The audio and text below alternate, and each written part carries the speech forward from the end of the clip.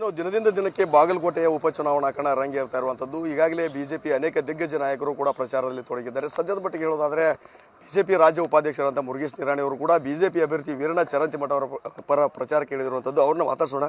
Sir, ಈಗ ಇಷ್ಟೆಲ್ಲ ವಾತಾವರಣ ನೋಡಿದರೆ ಏನು ಹೇಳಕ್ಕೆ ಇಷ್ಟಪಡ್ತೀರಿ ಸರ್ ಬಿಜೆಪಿ ಅಭ್ಯರ್ಥಿ ವಿಚಾರಕ್ಕೆ ಸಂಬಂಧಪಟ್ಟ? ನೋಡಿ, ಎರಡು ಉಪಚುನಾವಣೆ ಬಾಗಲಕೋಟೆ ಮತ್ತು ದಾವಣಗೆರೆಯಲ್ಲಿ ನಿಶ್ಚಿತವಾಗಿ ಭಾರತೀಯ ಜನತಾ ಪಾರ್ಟಿ ಗೆಲ್ತದೆ ಅನ್ನುವಂಥ ಹಿನ್ನೆಲೆಯಲ್ಲೇ ಇವತ್ತು ಮುಖ್ಯಮಂತ್ರಿಗಳು 5 ದಿವಸ ಬಾಗಲಕೋಟೆಯಲ್ಲಿ ಕ್ಯಾಂಪ್ ಹಾಕಿದ್ದಾರೆ.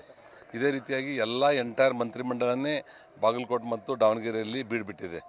ಅಂದರೆ ಅವ್ರಿಗೆ ಗೆಲ್ಲುವಂಥದ್ದು ಅಥವಾ ಅವ್ರು ಮಾಡಿರುವಂಥ 3 ವರ್ಷದ ಸಾಧನೆಗಳು ಏನಾದರೂ ಇದ್ದರೆ ಇಷ್ಟೊಂದು ಎಫರ್ಟ್ ಮಾಡೋದು ಅವಶ್ಯಕತೆ ಇರಲಿಲ್ಲ.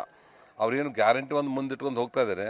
ಗ್ಯಾರಂಟಿಗೆ ಸರಿ ಸಮಾನವಾಗಿ ಅತಿ ಹೆಚ್ಚು ಟ್ಯಾಕ್ಸ್ಗಳನ್ನು ಹಾಕಿ ಸಾಮಾನ್ಯ ಮನುಷ್ಯರಿಗೆ ಭಾರ ಮಾಡಿರುವಂಥದ್ದು ಎಲ್ಲರಿಗೂ ಗೊತ್ತಿದೆ.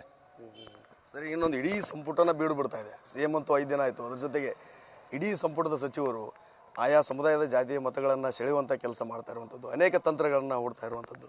ಅವ್ರು ಏನು ಬೇಕಾದ್ದು ಹಣಬಲ, ತೋಳ್ಬಲ, ಅಧಿಕಾರ ಬಲ ಏನೇ ಮಾಡಿದರೂ ಸಹಿತ ಇವತ್ತು ಅದು ನಡೆಯೋದಿಲ್ಲ. ಯಾಕಂದರೆ ನಮ್ಮ ಬಾಗಲಕೋಟೆ ಜನ ಪ್ರಜ್ಞಾವಂತರಿದ್ದಾರೆ, ಅಭಿವೃದ್ಧಿಯನ್ನು ನೋಡಿ ಓಟ್ ಹಾಕ್ಕೊಂತವ್ರು ಇದ್ದಾರೆ. ನಾವೇನು ಭಾಳ ದೊಡ್ಡ ಅಂತರದಿಂದ ಲಾಸ್ಟ್ ಟೈಮ್ ಸೋತಿಲ್ಲ.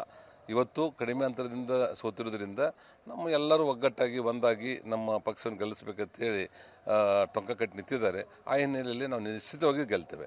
ಇನ್ನೊಂದು ಮಾತು ಹೇಳಿರುವಂಥದ್ದು ಸಿದ್ದರಾಮಯ್ಯನವರು ಸರ್, ಈಗ ಉಳುವ ಎತ್ತುಗಳಿಗೆ ಮತ ಹಾಕಿ ಬಿಜೆಪಿಯವರು ಕಳ್ಳೆತ್ತುಗಳು ಅವರಿಗೆ ಯಾವುದೇ ಕಾರಣಕ್ಕೂ ಮತವನ್ನು ಹಾಕಬೇಡಿ, ಉಳುವ ಎತ್ತುಗಳನ್ನು ನೀವು ಕಾಪಾಡ್ಕೊಳ್ಬೇಕು ಅನ್ನೋಂಥ ಮಾತದ್ದು. ಅಂದರೆ ಬಿಜೆಪಿಯನ್ನು ಕಳ್ಳೆತ್ತಿಗೆ ಹೋಲಿಸಿರುವಂಥದ್ದು. ನೋಡಿ, 3 ವರ್ಷದಿಂದ ಅವ್ರು ಏನೂ ಕೆಲಸ ಮಾಡದಿರುವಂಥದ್ದು, ಅವ್ರು ಮಾಡಿರುವಂಥ ದೊಡ್ಡ ಸಾಧನೆ ಅಂದ್ರೇ ನಮ್ಮ ರಾಜ್ಯದ ಮೇಲೆ ಹೆಚ್ಚು ಸಾಲವನ್ನು ಮಾಡಿರುವಂಥದ್ದು. ಅದಕ್ಕೆ ಕೇಂದ್ರ ಸರ್ಕಾರದಲ್ಲಿ ಅವ್ರು ಮಾಡಿರುವಂಥ ಸಾಲವನ್ನು ಮರುಪಾವತಿ ಮಾಡಿ ಅಭಿವೃದ್ಧಿಯನ್ನು ಮಾಡ್ತಾ ಇರುವಂಥದ್ದು ಭಾರತೀಯ ಜನತಾ ಪಾರ್ಟಿ ಸರ್ಕಾರ.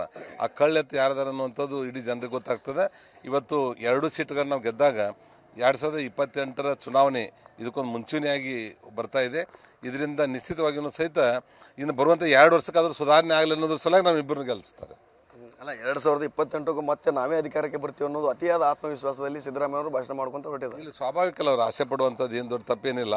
ಈಗ 2ಕ್ಕೂ ಪಾಠ ಕಲಿಸಿದ್ರೆ ಅಂದರೆ ಅಟ್ಲೀಸ್ಟ್ ಇನ್ನು 2 ವರ್ಷಕ್ಕಾದ್ರೂ ಇದ್ದ MLAಗಳು ಕರ್ಕೊಂಡು ಈ ಅಭಿವೃದ್ಧಿ ಅಂತದ್ದು ಮಾಡಲಿ. ಅವರು ಒಂದು ಕಡೆ ಇಡೀ ಸರ್ಕಾರ, ಅದ್ರ ಜೊತೆಗೆ ಅವರಿಗೆ ಅನುಕಂಪ ಕೂಡ ಏನು ಸಾಥ್ ನೀಡ್ತಾ ಇರುವಂಥದ್ದು. ಇದರ ಮಧ್ಯೆ ಬಿಜೆಪಿ ಅಭ್ಯರ್ಥಿಯನ್ನಾಗುವಂಥದ್ದು ಎಷ್ಟು ಮಟ್ಟಿಗೆ ವಿಶ್ವಾಸ ಇದೆ?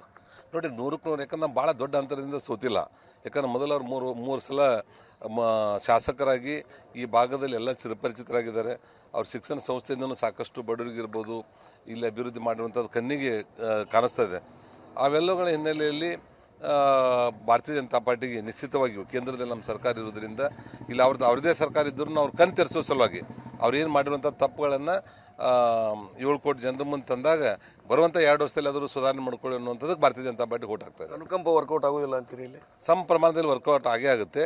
ಆದರೂ ಅದನ್ನು ಮೀರಿನೂ ಸಹಿತ ಇವತ್ತು ಭಾರತೀಯ ಜನತಾ ಪಾರ್ಟಿಗೆ ಓಟ್ ಜಾಸ್ತಿ ಬಂದು ನಾವು ಗೆಲ್ತೇವೆ. ಇದಿಷ್ಟು ಏನು ಬಿಜೆಪಿ ರಾಜ್ಯ ಉಪಾಧ್ಯಕ್ಷರಾಗಿರುವಂತಹ ಮುರುಗೇಶ್ ನಿರಾಣಿ ಅವರ ಮಾತು. ಕ್ಯಾಮರಾಮನ್ ಬಾಪು ಜೊತೆ ರವಿ ಮೂಕಿ.